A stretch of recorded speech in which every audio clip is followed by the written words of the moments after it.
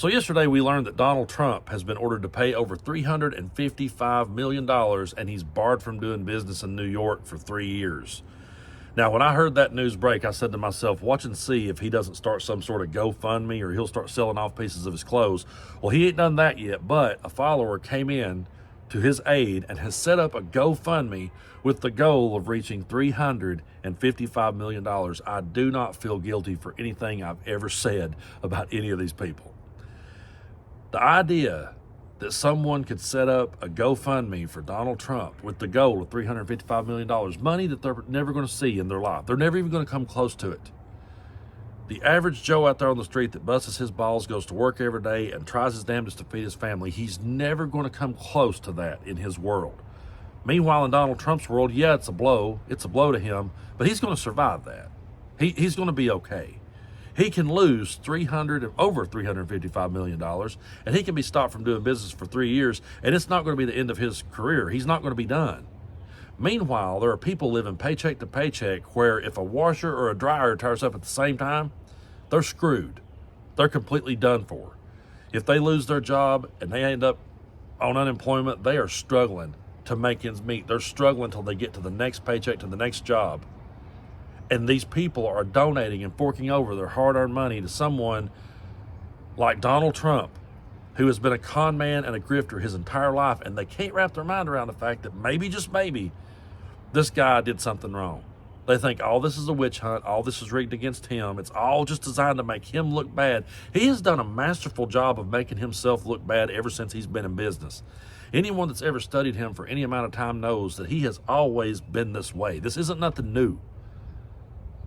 But they will sit there and they will fork over hard-earned money that they worked out and earned, something he's never done in his life. And they'll sit back and say, oh, well, how are we going to pay for health care? How are we going to pay for education? How are we going to pay for the things that matter? But hey, let's all rally together now. Let's get around him. We got to help this because this was an unjust thing. We got to come to his aid. Like he's this poor guy in need. It's so sad. I mean, I started to say disgusting, but it's just sad at the end of the day that people could be grifted this hard and for this long. Look how long this is going on. And I've said this before, but I remember a time when politicians could make the slightest mistake. They could slightly misspeak and end their entire political career. I've said before, Dan Quayle couldn't spell potato. He was done. He was done for. Howard Dean just screamed one time in excitement at his own rally, trying to get his own people worked into a frenzy. He was just excited and screamed, and they said he didn't have the temperament to be president. And I've seen so many cases where people, if they were found guilty or liable of anything, oh, they're done. That's it. That's the end of the road. But not Trump. By God, they hang on to him to the bitter end. I don't think people hung on. I wasn't there, and I really don't know if the story was true or not. I'm on the fence as to whether this even happened. But I don't know if people was that dedicated to Jesus. I really don't, because if you stop and think about it, if you read the Bible, I mean, all the disciples ran scared when he got caught. They all ran and left him. They all just left him hanging, no pun intended. Judas went off and hung himself, and Peter went out and wept.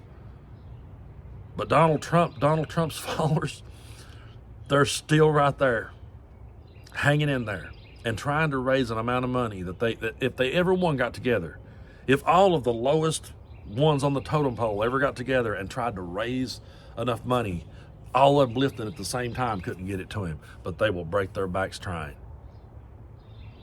Yeah, I don't feel guilty though. I don't feel guilty for calling them a cult, and I don't really feel remorse for them getting played. I really don't, because anybody that could be that stupid, and that's what it is. It's just brainwashed stupidity.